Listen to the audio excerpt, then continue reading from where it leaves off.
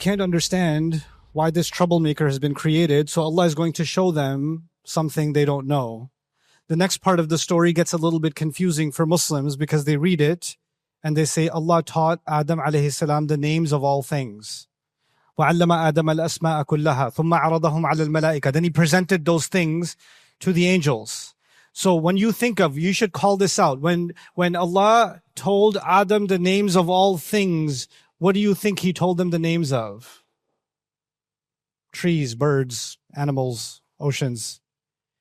But if that's, and by the way, this is similar to the biblical reading of this, that Adam alayhi salam himself actually named the animals and all of that, but the Qur'an is saying Allah taught him those names. But there's something more important here.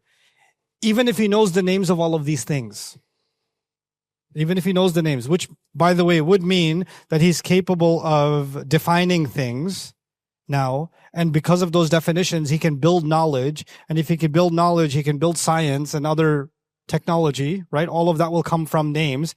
All of you that study any subject, study definitions at the end. You know a lot, in your field, you know a lot of terminology and definitions, right? But the point of all of that is he will become more advanced, but just because human beings are advanced doesn't mean they will not be corrupt.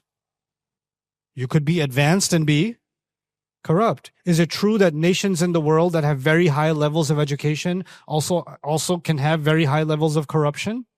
Another way to understand these ayat, from the language of the ayat, I don't want to get too technical with you, but I want to explain what I believe the more compelling reading seems to be in these ayat. Allah taught Adam alayhi salam the names of all of his children. Not things, children. Allah created in Surah Al-A'raf, He created all of us from the zuhur of Adam alayhi salam. And the word ism, names, doesn't just mean names in Arabic. It actually also means descriptions. So now Allah taught Adam alayhi salam Fatima's name, and that she's a little bit lazy sometimes, but she's also very creative. And He taught him the name of Ibrahim alayhi salam and who he is and what kind of character he has. And He taught him the name of Donald Trump. And He taught him every name. He knows all of his children. Which to me, actually, at some level makes a lot of sense for another reason. Adam alayhi salam is going to be responsible for, aren't we responsible for our kids? Will Allah not answer me for the way I raise my child? And in that sense, isn't Adam alayhi salam responsible for all of his kids? It's a pretty big responsibility. How can he be responsible for those he doesn't even know, right? It's as if this big, giant responsibility, the first human being, he's being introduced to all of his children. So now he knows about them. It's also interesting that the angels were told by Allah, I know something that you don't know, as if to say, I know something about Adam that you don't know. I know something about him that you don't know. You seem to be able to think you can project his behavior. If you give him choice, like you projected. You guys did the projections for me in the last session. If I said a teacher leaves the classroom, what's going to happen in the classroom? You guys made the projection. If the government doesn't have police anymore, what's going to happen? If the traffic lights stop working, or if there's no security cameras, what's going to happen at the bank? What's going to happen anywhere else? And you make projections. So the angels made a projection, but Allah is saying your projections are missing something. And then Allah presented the same human beings, عَرَضَهُمْ عَلَى الْمَلَائِكَةِ. He presented them in front of all of the angels. And so all of us, this is the scene, all of us are in this large convention, not 3,000, countless, all of us together in one giant convention, and the angels are there, and Allah is saying, you said they're going to spill blood. You said Fatima is corrupt. You said Fatima is going to commit mass murder. Can you tell me about these? And they don't know the name. They just know, if you're left to your own devices, you're going to do bad stuff. So the angels were asked, أَنْبِئُونِي بِأَسْمَاءِ هَؤُلَاءِ إِن كُنْتُمْ صَادِقِينَ. Tell me the names of these. Describe them to me. Describe these people to me. Because you seem to know so much. And it seems to me that at this point, the angels realized that their idea was not entirely correct. They're missing something. And they realize something is in these human beings. Something special is there. Allah did tell us He's putting His ruh in it. And we don't even know the power of that ruh really. But something is in this creature that maybe makes him special. So they say, Subhanaka la ilma lana illa ma 'allamtana. You're too perfect. We don't have any knowledge at all. We already declared your perfection. We declare it all over again. Our knowledge is imperfect. And the only knowledge we have is the knowledge that you teach us. You know everything. And the names of Allah, interestingly, innaka antal alimul hakim. I have other thoughts on this ayah too, on al-alim and al-hakim. The names of Allah seem to correlate to the acts of Allah. When Allah does something merciful, Allah is ar-rahim. Right? When Allah does something, exhibits His power, is al-aziz or al-qawi, al-aziz, etc. This creature that Allah has made, the human being, seems to be capable of a lot of knowledge, but also a lot of wisdom. Allah has put in him from His knowledge and may also have put in him from His wisdom. Al-alimul hakim. By the way, it's interesting, those two things together, because if you have a lot of knowledge and you don't have wisdom, then you can use that knowledge to do terrible things. Aren't there really knowledgeable accountants that can teach you how to cheat your taxes? Aren't there really knowledgeable hackers that can break into banks? You can use knowledge to do bad stuff, can't you? And you can use knowledge when it comes with wisdom, you will use it for good things. Right? So Al-Alim and Al-Hakim, Allah's names, have some reflection on perhaps even the human being and what we're capable of. We have that potential in us. Anyway, Allah tells Adam alayhi salam, Anbi'hum bi asma'ihim. Adam, introduce them to your children, tell them their names, describe them to them. And now imagine each one of us is being personally introduced by Adam alayhi salam, one by one to the angels. And we all get introduced. And once we're all done being introduced, the angels say, or Allah says to them, Alam aqul lakum inni a'lamu ghayba as-samawati wal ard. Didn't I say to you, I know the unseen of the skies and the earth? Wa a'lamu ma tubdun, and I know what you show and what you've been hiding. Wa ma kuntum taktumun. It's as if, and there's a couple of readings here. The takeaway I want you to have is angels underestimated human beings. And Allah showed them there's something you were hiding. By the way, there's a devil they're hiding among them too, right? Who doesn't like human beings. That's a later story. But you're also not acknowledging the good inside human beings. Now let's understand this good inside human beings, because the first session was how bad human beings are, right? But then what is it that Allah knows that we don't know? Apparently this ruh Allah put inside us is really powerful. What can it do? If you think about the situation in Gaza right now, you will see two things at the same time. The worst of humanity and the best of humanity at the same time. You'll see people that are holding on to their faith in a way that you look at them and say, I thought I have some iman, but that's some other next level of iman that I've never ever imagined possible. You see this super high level of iman in people. And then you think, I thought I knew what evil was, but I never knew a human being could be this capable of evil. So you see the ahsani taqweem and you also see the asfala safilin. But you know what it is? The worst people create the worst situations, and in those worst situations, the best people emerge. The best people emerge. You have a Fir'aun, and then a Musa emerges. We believe that Adam alayhi salam was told to live in Jannah for a little bit, I would argue. Not forever. The word for live forever would be ukhlud. Allah says, uskun anta wa zawjuka al-jannah. Stay there, settle there, be there for a bit, even pause, arguably. Just be there, and just mind you, don't go near this one tree. That's what he's told.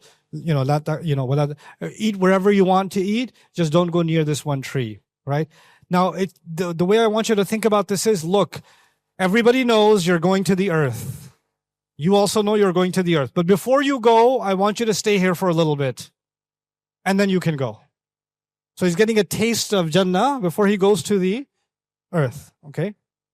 So he's in Jannah, And Allah gave him access to all of Jannah, and He just said, وَلَا تَقْرَبَا هَذِهِ الشَّجَرَةِ, don't go near this tree. It's like this, just any tree. It's just some random tree. It's not some special, oh my God, look at that tree. I really want that tree. No. It's just any tree.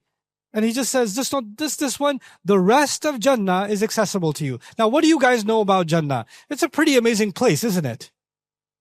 It's a pretty gorgeous place. But what does Adam alayhi salam, somehow Iblis is able to convince him to be interested in what? That one tree. What is not on his mind? The waterfalls of Jannah are not on his mind. The palaces of Jannah are not on his mind. The fruits of Jannah are not on his mind. The food of Jannah, the luxuries of Jannah, the scenery of Jannah. And Jannah is very big. All the travel and all the exploration of Jannah, رَغَدًا حَيْثُ شِئْتُمَا, go freely, wherever you want to go. All this freedom for Adam, and Iblis is successful. Somebody said, how can this be Jannah? How did Iblis get access to him? If this was really Jannah, how could Iblis have access to him? Let me help you answer that question too. Iblis has access to you right now, yes or no? Okay, also me. Also my family that's in Europe right now. Also some of my family that's in America right now. That sounds like Wi-Fi access. Because if it's physical landline access, then how is he talking to you while he's also talking to me, and he's also talking to somebody in Pakistan right now, and he's talking to somebody else in America right now, isn't he? This must be Wi-Fi access, isn't it? So if it's not necessarily physically connected, but Allah has given him access to the chests of human beings or through his armies, then it doesn't have to be that, oh, he had to physically be in there to have access to to that.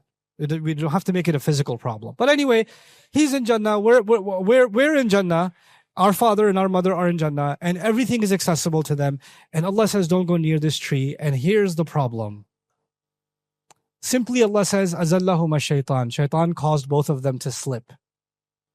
Shaytan caused both of them to slip. How big was the Sharia in Jannah? How many things were haram? One. Nowadays, a long list. Nail polish haram. Is shortening your beard haram? Is this ingredient haram? Is gelatin haram? Is this haram? Is that haram? Is that haram? There's a long list. In Jannah, how long is the list? There's one thing. There's one thing. Everything else is halal. Everything else is halal. And by that argument, وَلَكُمْ فِيهَا مَا تَشْتَهِي أَنفُسُكُمْ. Whatever you want is available to you. Whatever you want, you can have. One thing is haram. And Iblis says, hey, you know that one thing? I'm not saying you should go there, but it's pretty interesting that it's haram, huh? It's interesting. Yeah, it is interesting. Let me just enjoy this mountain view, but the tree is interesting. I'm just curious about it. Let me just watch a video or two about the tree.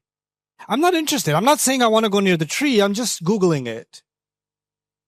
I just want to hear a discussion about the tree because it's an interesting topic that it's haram.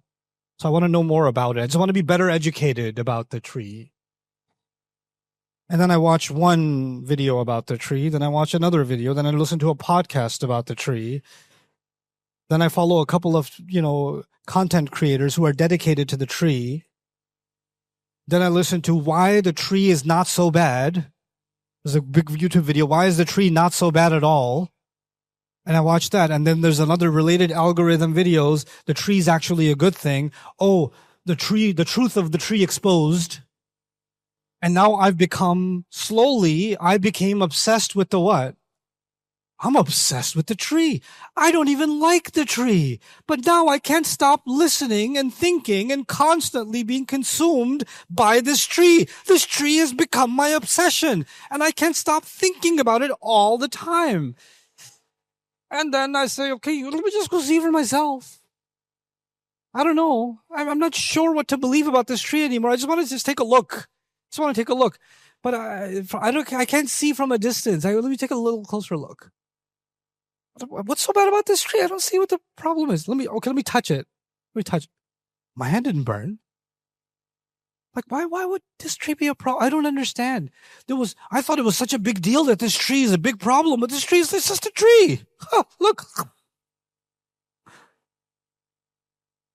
What am I trying to tell you? Shaitan's very good at propaganda. He will make you become interested in the haram by keep talking about it. He'll talk about it and talk about it. He won't say, do it, go to the tree, the fruit is delicious, love it. No. It's little by little, little by little, little by little. And eventually the thing that you listen to the most, the thing that you're thinking about the most is the thing that you're listening to or watching the most. Eventually that thing will become an obsession and it will become beautiful to you. This is the power of messaging. Shaitan is very good at messaging. أَزَلَّهُمَا الشَّيْطَانُ عَنْهَا. And by the way, anha I was thinking about another implication of anha with Dr. Sahib today, which was the tree is actually haram, and nothing good for you will ever be haram. It can only be haram if it's not good for you. وَيُحَرِّمُ عَلَيْهِمُ الْخَبَائِثِ. That's the rule. Allah says it. The thing is, Iblis is able to slowly change your thoughts about the haram, because he doesn't want you to think of it as that bad. It's not that bad. Disobedience to Allah is not that bad. It's not that big of a deal. It's not as bad as you think. People exaggerate it too much. People make too much of a big deal out of it, etc. And that's actually his game. So he made Adam and Hawwa slip from the proper definition of the tree. So the tree represented something else now. The tree should have represented stay far away. Now it represents it's not that bad. What's the big deal? It got trivialized. This is also expressed in the Qur'an with وَزَيَّنَ لَهُمُ الشَّيْطَانُ أَعْمَالَهُم. The devil beautified their deeds to them. The devil beautified like something evil starts looking good. So now finally they do eat from this tree. They've made the ultimate mistake of eating from the tree. And they fell into that trap. The issue I'm going to share with you now is you and I, every day there's a tree. Every day. And every day there's constant waswasa to somehow get closer to that tree, one way or the other. We, the children of Adam, live the story of Adam every day. Every day. You and I, everybody. And many times we are able to stay away from the tree, and sometimes we end up eating from the tree.